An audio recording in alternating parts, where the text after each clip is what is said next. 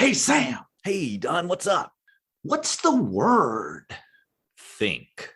Hmm. What do you think of when you think of the word think? That's very meta, Don. Is it thoughtful, honest, intelligent, necessary, and kind? Where'd you hear that? I heard it through the grapevine. Welcome. It's the AA Grapevine half-hour variety hour featuring the collected voices of Alcoholics Anonymous. I'm Don, an alcoholic in Greensboro, North Carolina. You sure are. Hey, Don, I'm Sam. Hey, everybody, I'm Sam. I'm an alcoholic in Palm Springs, California. You're a part of my collection. I'm a collectible. I want a bobblehead now. Yeah, I'm going to Google you later and we'll put a value on it. Don, what's going on? Sam, do you think people who are not alcoholic think the same way that you and I do? Absolutely not. Their thinking is just totally messed up. My thinking is completely normal. Yeah, I agree 100%. No, my reactions, for instance, to things are just, I think, different. Yeah. And, part of it is like, if I could take a drink just to take the edge off and that wasn't going to lead to my life exploding, then, that would be fine. And there's lots of people in the world who can do that. But that's not an option for me. So the fact that my thinking is different and I can't take a drink to ease my brain, I do have different thinking. And I've an example that comes to mind. Years ago, I traveled internationally for work. And I was very lucky that I got to go to an AA meeting everywhere I went. That was an absolutely wonderful experience. And I would do it as early in the trip as I could because something always gets in the way. For example, where did you travel? The time that comes to mind, I was in Hyderabad, India. Mm-hmm. The client really got ticked off at me for a really small thing. It just got me. I stayed in a hotel and the hotel was the client. The hotel paid for all our food. Well, I ate something out of the minibar as a meal one day. And as I was going through the hotel bill, I circled the candy bar and he went off on me about that. And I was livid about it. I kept myself contained and my composure with him. But when I got back to my room, it was eating me alive. Injustice. It was, I was like, this was not stupid. It was a meal. But I saw his point too of you're nickel and diming the client. It was a candy bar. And I'm like, yes, you're right. What I did was I went down to the front desk. I paid for the candy bar. But if I didn't take care of it, this was going to continue to fester in my thinking. And you'd want to drink. Yeah. Or I'd wind up being a jerk or, whatever. Yeah. My processing of this situation was going to go out of control if I didn't do a 10th step on it, if I didn't promptly clean up something as soon as I realized it. Yeah, that was step work there.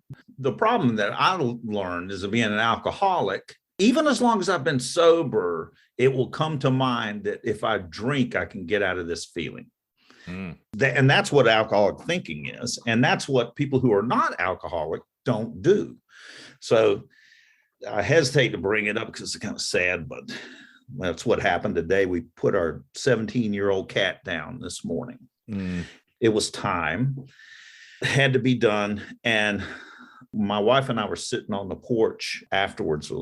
It was grief. It was just over. I just going, oh God, what I'd like to get out of this. And I remembered a speaker. She was talking at an AA meeting.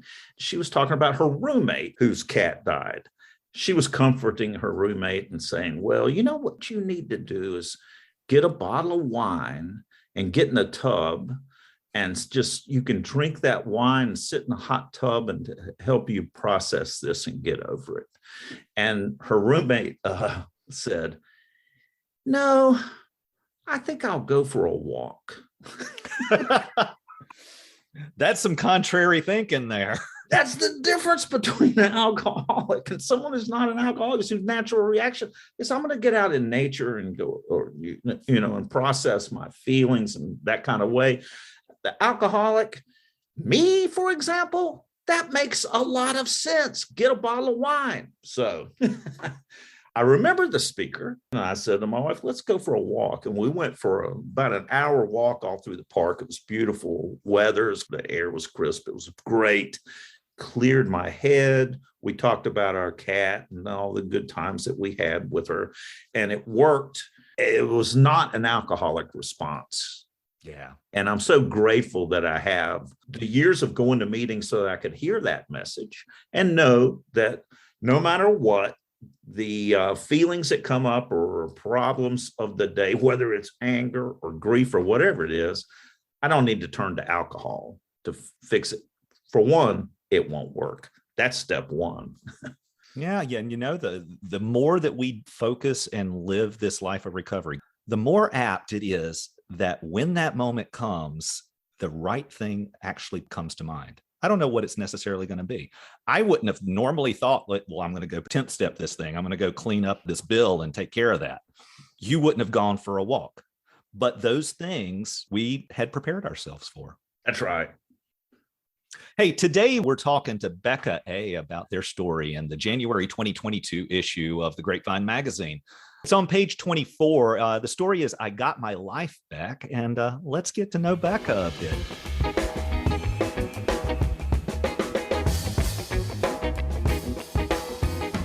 My name is Becca, and I am an alcoholic. I was just calculating, coming up to 4.5 years sober. So mid-January will be 4.5 years. I am in Gatineau, Quebec, and I have a lovely home group called the Sisters of Sobriety. So SOS for short, which I love. SOS. Cool. Nice. We are clever people, aren't we? Aren't we? Well, Becca, what happened to you that made you decide to try Alcoholics Anonymous? Well, that's a really good question, because I stopped drinking in July and I started going to Alcoholics Anonymous in October. So there was a period of 3 months there where I was doing it on my own, and, it was working. I wasn't wanting to drink, but there was just something that was missing, it felt like. And I had a friend who I hadn't spoken to in a number of years come kind of reappear around this time. And she went, I've gotten sober. Like, do you want to come to a meeting with me? And it was just really, such perfect timing in my life for her to come back and kind of introduce it to me, because I don't know if I would have, at that point figured it out and gone on my own. So I had someone there to show me which I think is a wonderful gift, is a friend, someone and you trust to bring you to a meeting. So that's what happened. I first went to her celebration meeting. So, I got to look around and be like, hey, everyone's just like me, where there's that fear at first, right? Where you're just like, I don't know what to expect. I don't know anything about this, or everyone's going to know I'm an alcoholic. Yes. That fear that a lot of people have going into it. So I had her take me to two very different ones. And they were men and women together. And then just based on my schedule, I found one that worked for me that, we just wound up being women only. And it's been my group ever since. So it was really a friend introduced me to it. And I am so grateful. Oh, that's fantastic. I love how you talked about, being afraid that they're all going to think I'm an alcoholic, or they're all going to know it. And when I was a drunk, I hung out with alcoholics because those were my people. Well, it's the same thing sober. I'm just hanging out with sober alcoholics because those are my people. Yeah. Did you have any reservations about AA? Did you know anything about it? I didn't know anything about it. I mean, other than why you would be there, but I didn't know anything about how a meeting sort of rolled or how it was structured. My first, meeting that I went to with a friend was a speaker meeting. So it was a little different than how our meetings, my home group meetings go. So it was, and then, the second meeting I went to was a huge one with I felt like 100 people were there, and it was a huge room and, totally different again from my home group, which winds up being about 20 to 25 people. So it's interesting because I kind of had a few different takes on it before I went to the one I went alone. And, I didn't know anything about what to expect. I just knew that it was where I should be. I was terrified. I was so scared of walking in that room and like everyone knowing, again, like I said, like I was an alcoholic, but which is so funny because everyone in there is is an alcoholic. Yes. And yet we all are afraid to walk in. Well, yeah, exactly. I know I hear that over and over again, but I wasn't afraid to go the second time because I know, right? Like now I know it's a comfortable, safe, welcoming place where you're just like, oh yeah, like this is where I'm supposed to be. It was that immediate, like within that first meeting, I was like, yep. So it was, and I didn't know anything. I knew everything by the end of it. I was like, yep, that's enough to know this is where I needed to be. Well, and that's one of the cool things about, that's probably not a right choice of words to say about dealing with the pandemic, but the implementation of Zoom within AA has been a fantastic thing because it has provided access to so many people to be able to come to a meeting. It's that half step, I guess, is a way to put it. I don't have to be in the room with a bunch of people. I don't even have to turn my camera on, at least in most meetings. Zoom has because otherwise you don't have any idea like what, this is what we do first. I mean, in general, right? This is what we do first, then this happens, and then this happens, and then whatever. I mean, I remember when I had to like introduce myself, I was like, huh, what? Like, oh no, like, I don't know what to say. I don't know what to say, all these things. But, I think the Zoom has been a fantastic thing because it's been, people who are maybe a little more hesitant. I just go, look, jump in, see what it is, listen, just get an idea of what it's about. Like get that without having to like go somewhere. Yeah, it's a try it on thing. Yeah. Well, Becca, you said that you were worried people would know that you were an alcoholic, even though everybody in AA is an alcoholic. And I experienced that as well. Could put into words, what is the problem with being an alcoholic? Where does this come from? This feeling of being ashamed of being an alcoholic? Yeah, I've thought about that for years now. Really, is like, where does that come from? Where does that, and what is it? What generates that? What propels that? Because, it's celebrated to be hungover or drunk or like I'm tipsy or whatever. So why is there like this very fine line that you can't, as soon as you cross over, it's bad, right? Like if you drink too much, like now I have a drinking quote unquote problem, like, well, now, too bad. But like, you can dance around that. I'm drunk, I'm hungover, all these things, but then that's all fine. But as soon as you go over that line, it's not. So it's funny because, our society, like we tend to promote drinking and it goes along with everything. Mm-hmm. But as soon as you say like, I don't think so tonight or whatever, it's kind of like, oh, why? Like you have it. It's the assumption is that you, if you don't drink or you no longer drink or you have, you're an alcoholic, it's that you have a problem. And now you're looked upon as a problem. You're looked upon as untrustworthy, all these negative connotations that go with that because we haven't destigmatized just being sober in our culture, in our society. And when it's a negative automatic reaction, if you say I'm an alcoholic, people are going to think, oh, well, not trustworthy. Yes. I can't, what happened? All these things were, and that's why I thought I wasn't an alcoholic for so long because of all these misconceptions around it. Like I can't be an alcoholic because I don't have a DUI and I didn't go to rehab and I wasn't drinking first thing in the morning. So I can't be it's all these stereotypes that don't help, that create that idea of what an alcoholic is. And that's what in general people think. They get it from TV, they get it from movies, what an alcoholic is. So until we kind of break down that idea a little more and say like, this is what it can actually look like, people will continue to associate sort of these negative connotations with it. And that's where the shame comes from, because we think we've done something wrong. And like, I didn't do anything. Like, I didn't be like, today I think I'm going to decide, I'm going to be a degenerate in society. Well, let's define what an alcoholic is then. What does AA say is an alcoholic? If when you honestly want to, you find you cannot quit entirely, or if when drinking you have little control over the amount you take, you're probably alcoholic. Yeah. And one of the biggest things that has to happen, visibility of alcoholics is important, particularly alcoholics who are in recovery. Mm-hmm. Sober alcoholics, you're saying. Sober alcoholics, people who can normalize what it is that we are going through. The difference between me and the person out there who's, let's say there's another Sam out there who's living the exact same life except he doesn't have alcoholism. Mm-hmm. That means all the things that happen in life that he wants to take a drink, that's fine. It's no big deal. And he may drink heavy at times and things like that, but it doesn't ruin his life. It doesn't send him down the drain. And it's one of those things that for me, I take a drink, I don't know where it's going to end up. Mm-hmm.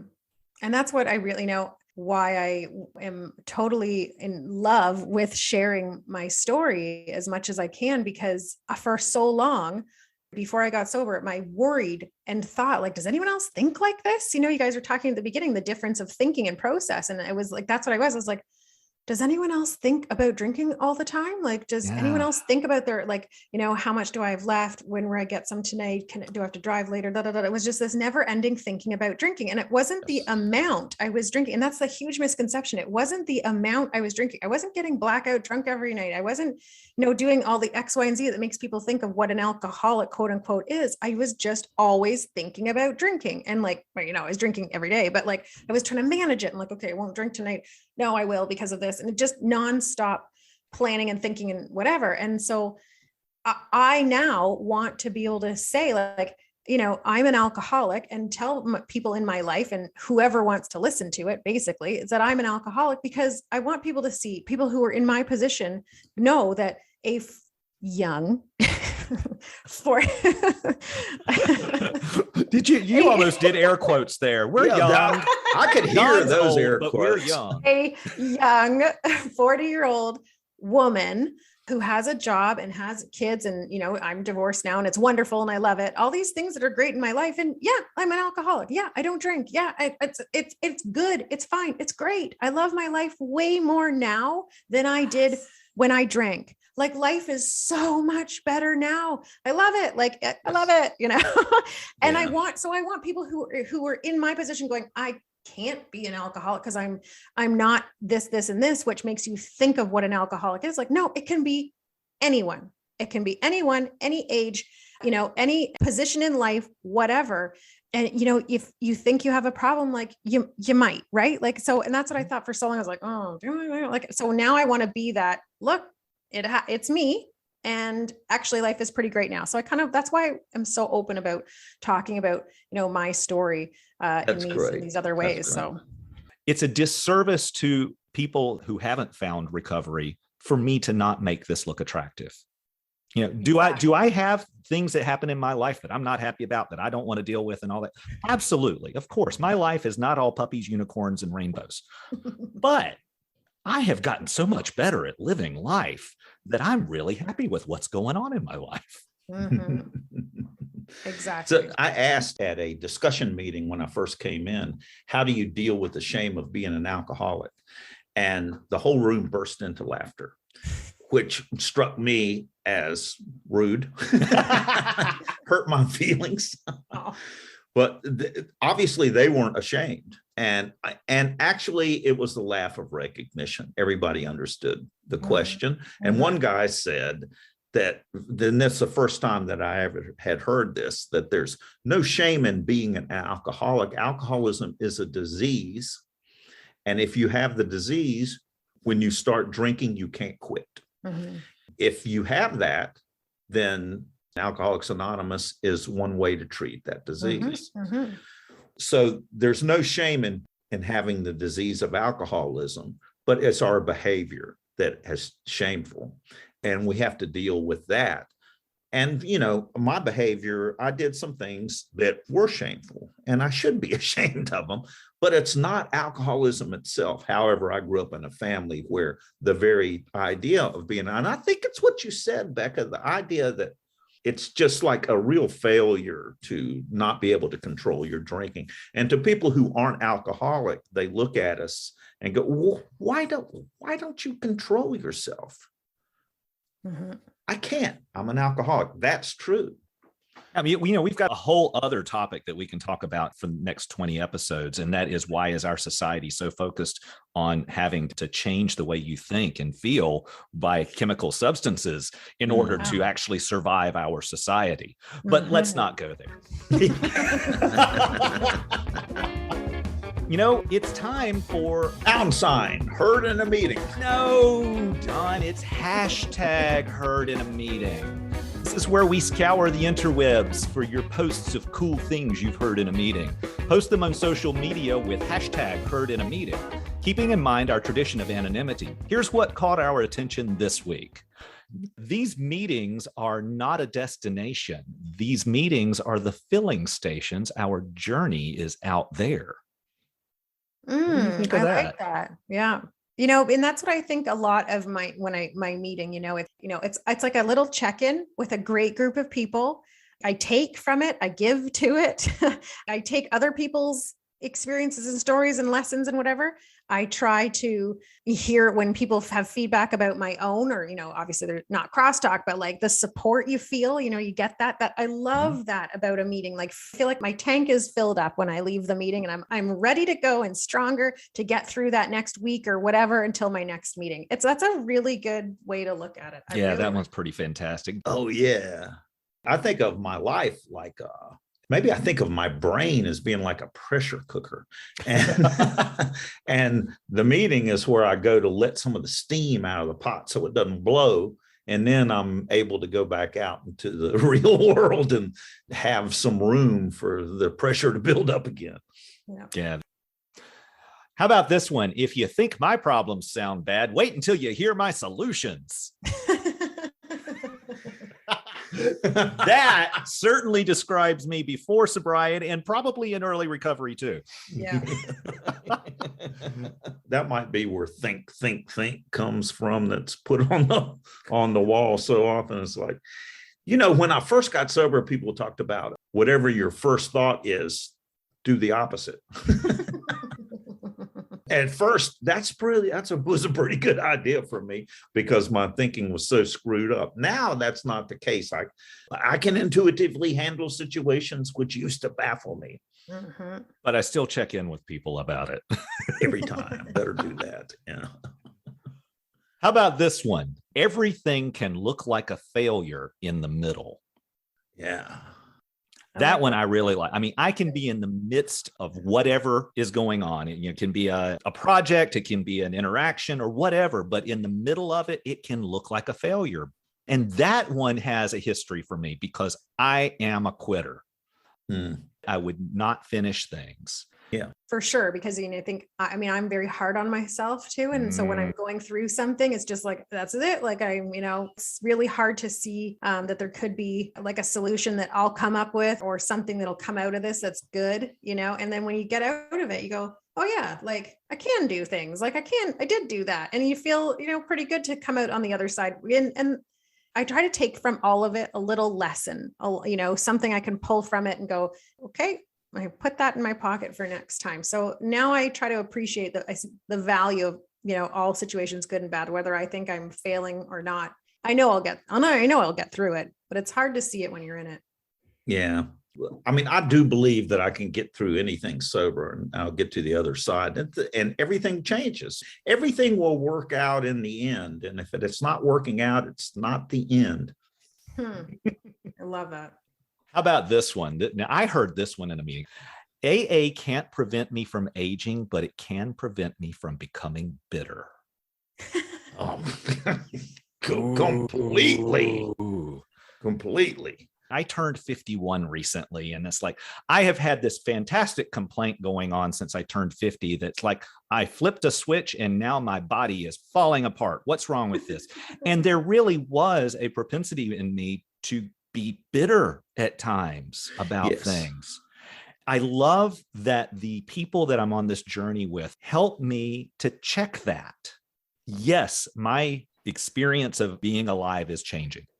My body is changing. God, we're about to start year 3 of COVID. But I don't have to be bitter about it. And when I catch myself, because I'm going to be bitter from time to time, but when I catch myself, I can change it. Mm-hmm. Yeah. My natural reaction is bitterness. It actually is. My natural reaction is to find fault and disagree with whatever the world is doing. It's not doing it right. And it's not going my way. What recovery has taught me, I remember a guy saying early on, why don't you try not having a way for a while? And I heard, what? It's the truth. I have a very little control over the world. I'm running a really small ranch. It's about 3 feet around me on all sides. That's the only thing I have control over, and I have to let go of the world and react to it. So the whole thing of recovery, of training myself with gratitude lists and going to meetings and hearing people talk about how wonderful it is. You make it sound so attractive, Don. I know, when I first went in, I was like, God, these people are so Pollyanna. I think that, a lot of the bitterness for me I put it back into like almost selfishness, right? And like self-pity. But I catch myself now, like that's what recovery is. Yes. First of all, like it's not about you and you can't control it. Like if this is out of your control, then this is out of your control. What can you do in this situation right now? Like that's almost comforting to have come to that realization. It's easier. It makes it a lot easier. And what I'm in control of is how I react to what's going on. Yes. Yeah, there's a choice of bitterness or acceptance. But that wiring doesn't stay the same. That has changed over time. It's still there, but it's not as strong as it was. Yeah. Agreed. Becca, thanks for being here today. Thanks for having me. I loved our conversation. Becca, thanks so much. Thank you.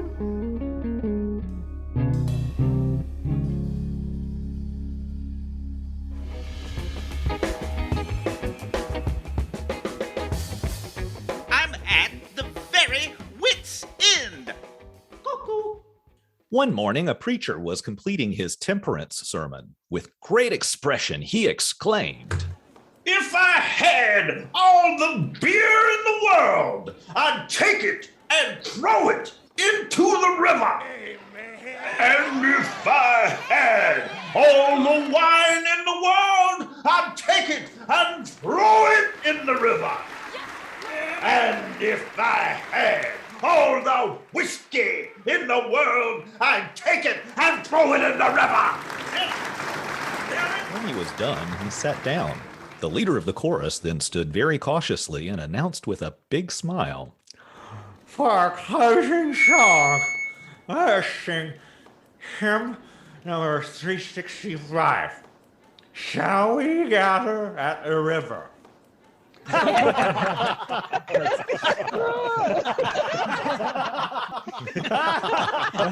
It's really not that funny. Thanks for joining us. The AA Grapevine Half Hour Variety Hour is posted every Monday and is produced by AA Grapevine, Inc. We don't speak for AA as a whole. We share the experience, strength, and hope of members to help others recover from alcoholism. Podcast info, including how to call in, is at aagrapevine.org/podcast. Find AA Grapevine on Instagram and the AA Grapevine channel on YouTube. All things Grapevine are available at aagrapevine.org. If you want to know more about AA, Google Alcoholics Anonymous and your city or visit aa.org.